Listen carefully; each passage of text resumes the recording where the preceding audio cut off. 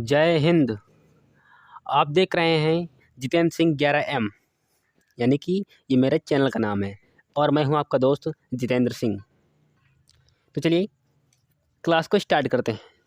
आज की जो हमारी क्लास है बहुत ही महत्वपूर्ण होने वाली है और हम बात करने वाले हैं पर्यावरण एवं पारिस्थितिकी जो मुद्दे होते हैं उसी के बारे में हम पढ़ने वाले हैं। वीडियो स्टार्ट होने से पहले मैं आपसे एक ही बात कहना चाहता हूँ, अगर आप इस वीडियो में बने रहे तो आप बहुत कुछ सीख कर के यहाँ से जाएंगे, क्योंकि आपको मोस्ट इम्पॉर्टेंट कंटेंट आपके लिए प्रोवाइड कराया जा रहा है, वो भी निःशुल्क में।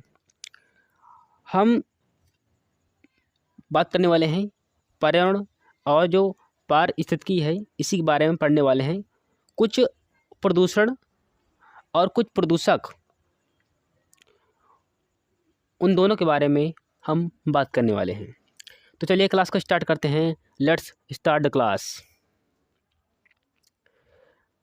चलिए, तो हम क्या क्या देखने वाले हैं फिर हम स्टार्ट करते हैं। देखिए, हम बात करने वाले पर्यावरण, सेकंड पारिस्थितिकी, आखिर क्या होता है, पर्यावरण क्या होता है, और जो पर्यावरण से संबंधित कुछ मुद्दे होते हैं इनके बारे में हम देखने वाले हैं।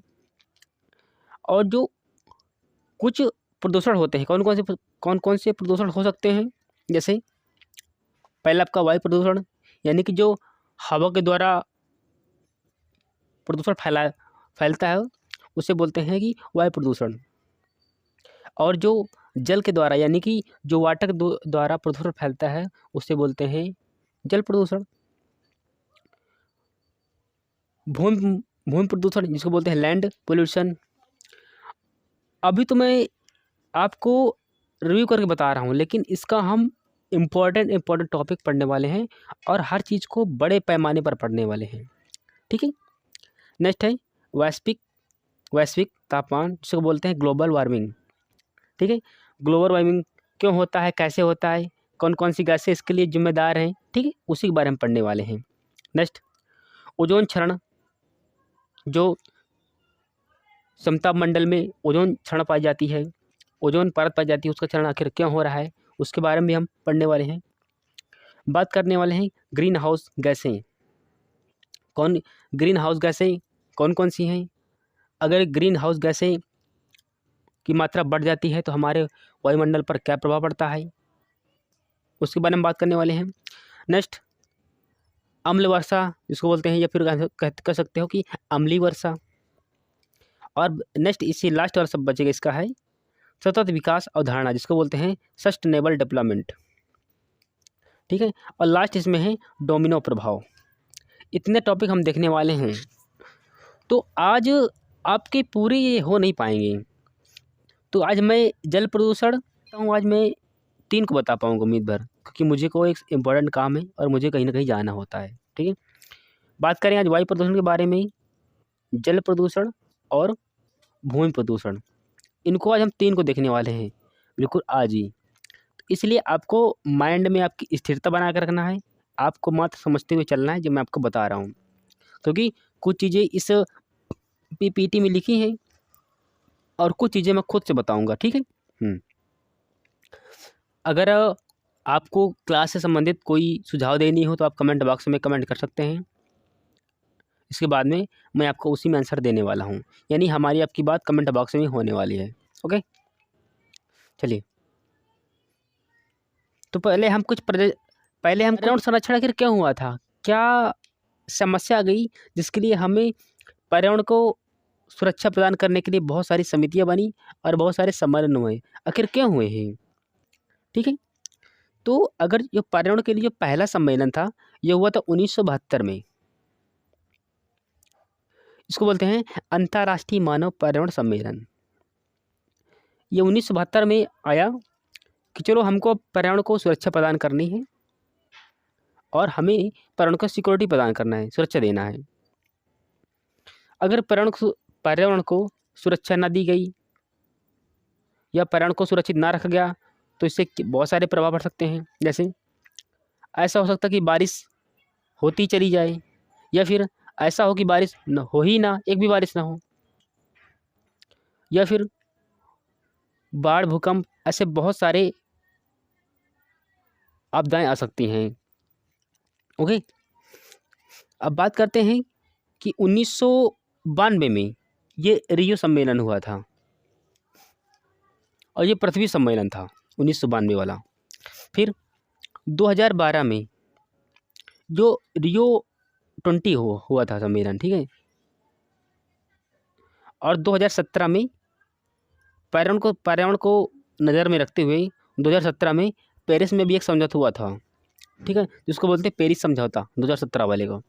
और बहुत सारे इससे संबंधित बहुत सारे प्रोजेक्ट, बहुत सारी संधियाँ और बहुत सारे सम्मेलन हुए थे। तो ये कुछ प्रयास किए गए थे, ये स्टार्टिंग के पॉइंट थे ये सभी, ठीक है। स्टार्टिंग में यानी अगर पहला पर्यावरण के लिए पहला सम्मेलन कहाँ पर हुआ था, तो इस सन में हुआ था 1972 में हुआ था, ठीक है।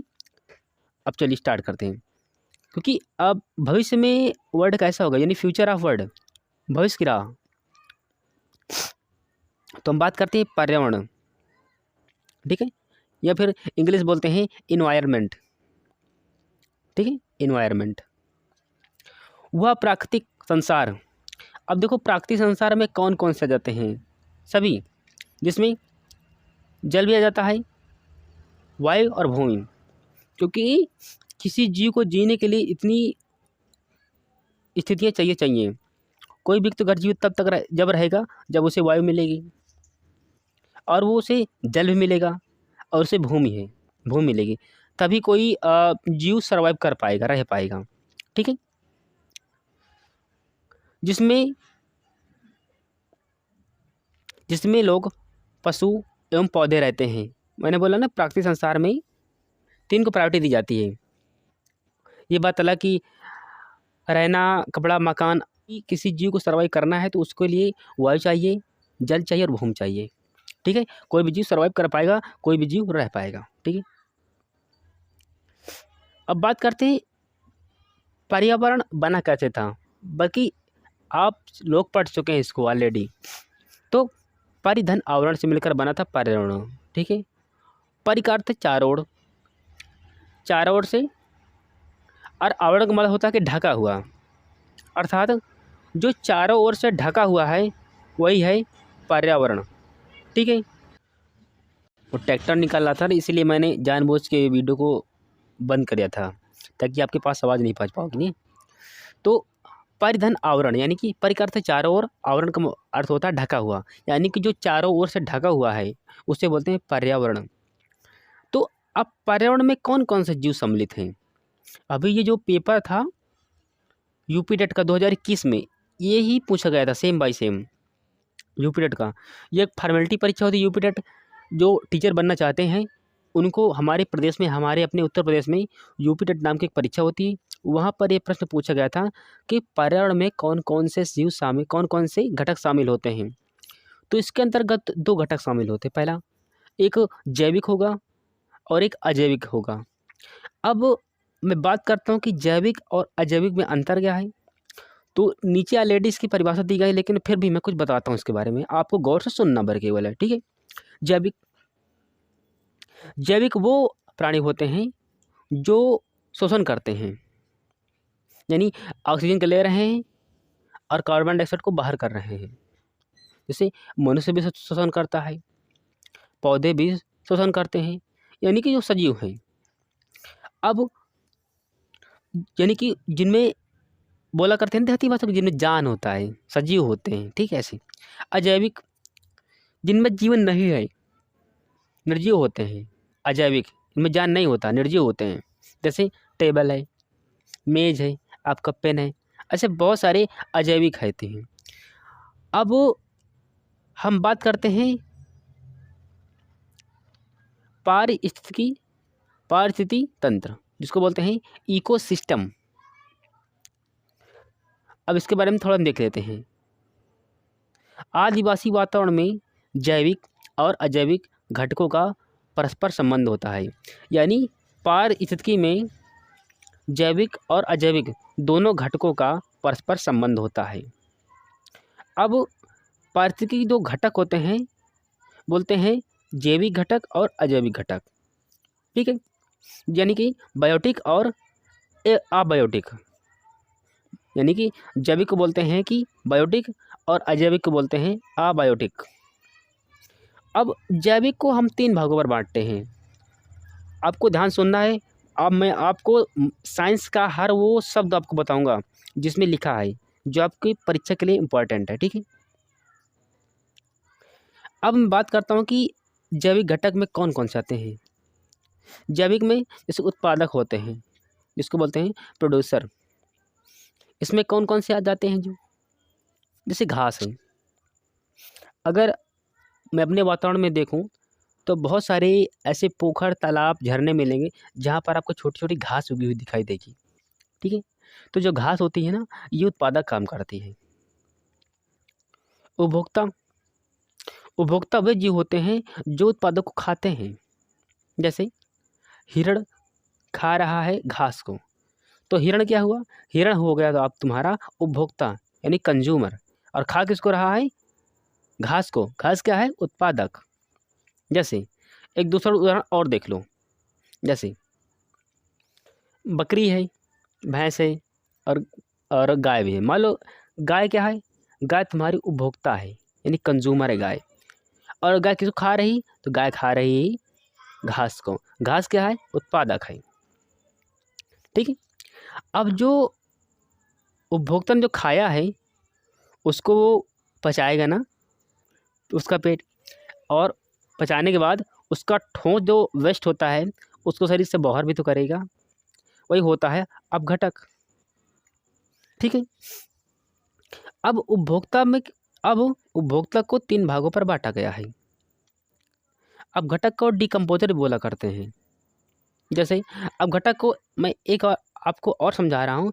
जैसे कोई जीव-जंतु मर जाता है ना, डेथ किसी की हो जाए, मृत हो जाए, तो कुछ दिनों बाद उसकी बॉडी पर कीड़े पड़ जाते हैं और वो धीरे-धीरे, धीरे-धीरे उस बॉडी को पूरी खा डालते हैं।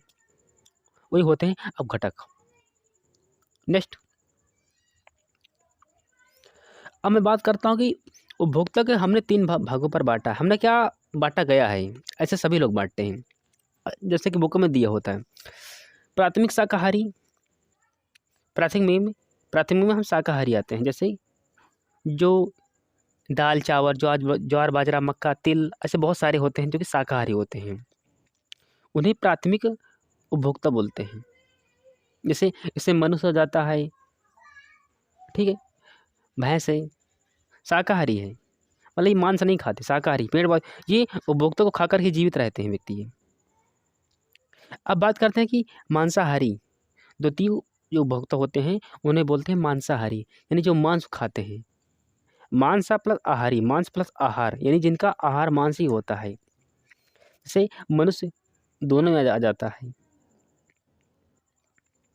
जैसे कि कुत्ता है, लोमड़ी है, ये भी मांसाहारी हैं।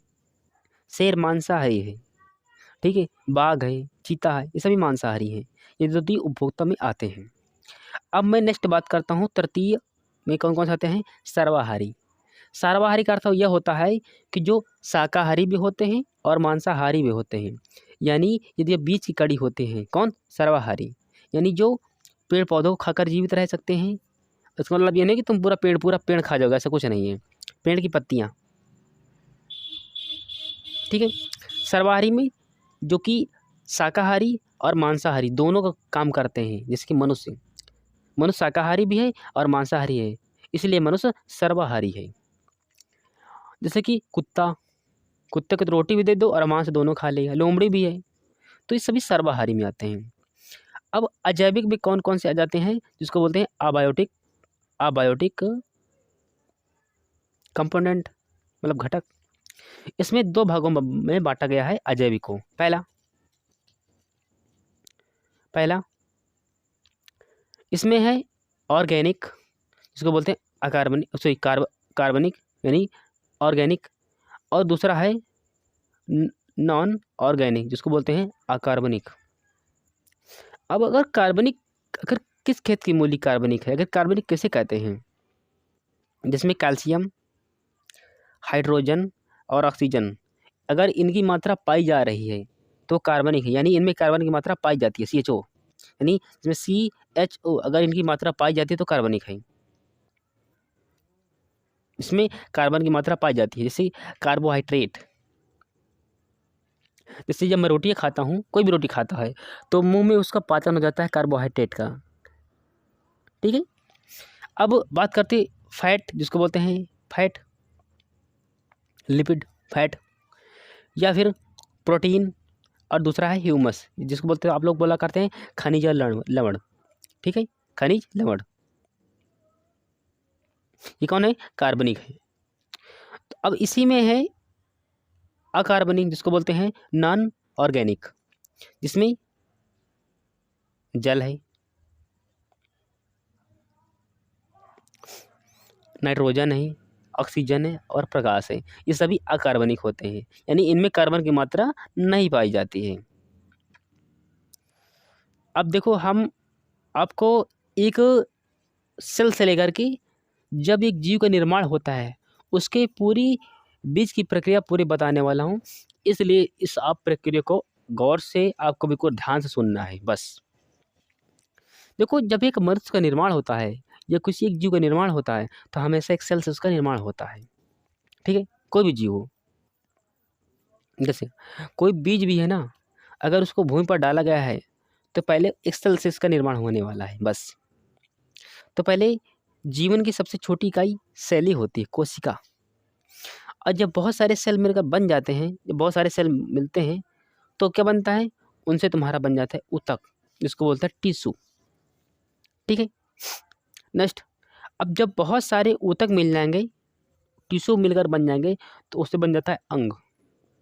जैसे मेरा हाथ पैर, ये मेरे अंग हैं, ऑर्गन है, ठीक है। अब जब बहुत सारे ऑर्गन अंग में मिलकर के बन जाए, जब बहुत सारे अंग मिलते हैं तब पूरा बनता है अंग तंत्र पूरा।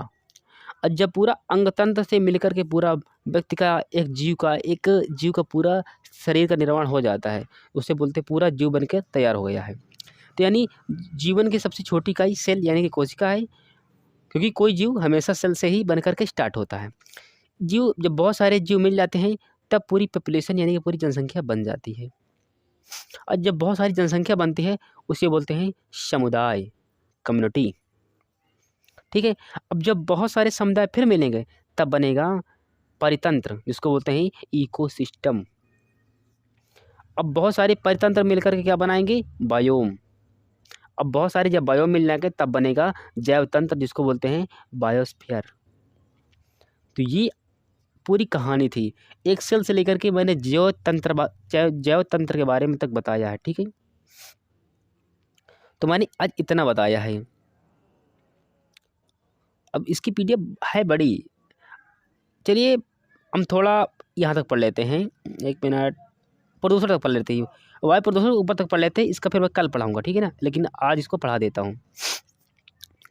देखिए, बात करता हूँ मैं पर्यावरण प्रदूषण, जिसको बोलते हैं इन्वायरमेंट पोल्यूशन, ठीक है, पोल्यूशन। आखिर हम क्यों बोलते हैं कि हाँ वायुमंडल में प्रदूषण है। देखो, प्रदूषण अलग बात है, प्रदूषक अलग बात है। प्रदूषक वो होते हैं जो प्रदूषण को फैलाते हैं, उन्हें बोलते हैं प्रदूषक, और प्रदूषण बात अलग है। इस बात को आपको ध्यान में रखना है, ठीक है। अब मैं बात करता हूँ कि पर्यावरण में अवांछनीय द्रव्य। अब ये अवांछनीय द्रव्य कहते किसे हैं, यानी कि जो प्रदूषक पदार्थ होते हैं उन्हें बोलते हैं अवांछनीय द्रव्य के द्वारा प्राकृतिक परिवेश में बदलाव एवं नुकसान होना। यानी पर्यावरण में अवांछनीय द्रव्यों के कारण जब कुछ बदलाव हो या फिर उसमें नुकसान हो, उसे बोलते हैं पर्यावरण प्रदूषण। आखिर प्रदूषण में कौन कौन से सम्मिलित किए गए हैं, किनको किनको को सम्मिलित किया गया है प्रदूषण में। तो बात करते हैं कि प्रदूषण में सम्मिलित किया गया है पर्यावरण या पारिस्थितिकी तंत्र के किसी भी घटक में भौतिक तथा रासायनिक तत्व, जो अन्य घटक, ये घटक कौन कौन से हो सकते हैं, ये घटक सजीव भी हो सकते हैं और निर्जीव भी हो सकते हैं, प्रतिकूल प्रभाव उत्पन्न करते हैं, प्रदूषण कहलाते हैं। यानी पर्यावरण में किसी भी घटक में भौतिक या रासायनिक तत्व जो जैवी यानी कि जो जिनमें जीवन होता है, जीव या निर्जीव जो प्रकृति पर प्रतिकूल प्रभाव डालते हैं उन्हें बोलते हैं प्रदूषण। अब ये कई प्रकार के हो सकता है, मानव द्वारा और प्राकृतिक द्वारा भी। ठीक है, मानव द्वारा विभिन्न पर्यावरणीय घटकों के अविवेकपूर्ण व एवं अनियंत्रित दोहन से विभिन्न पर्यावरणीय समस्याओं ने जन्म ले लिया है। इनके उदाहरण कौन कौन से हैं? देखिए, हम पर्यावरण को सुरक्षा सिक्योरिटी प्रदान करना चाह रहे हैं, तभी तो हम इतनी भारी मात्रा में पेड़ लगाने का प्रयास कर रहे हैं ताकि पर्यावरण का संतुलन बना रहे। अगर पर्यावरण का संतुलन अगर बिगड़ गया तो क्या हो सकता है, या कौन कौन से प्रदूषण हो सकते हैं? जैसे समस्या कौन कौन सी आ सकती है? जैसे जल है, वायु प्रदूषण, मृदा, ये सभी प्रदूषण। ठीक है, ध्वनि प्रदूषण है, और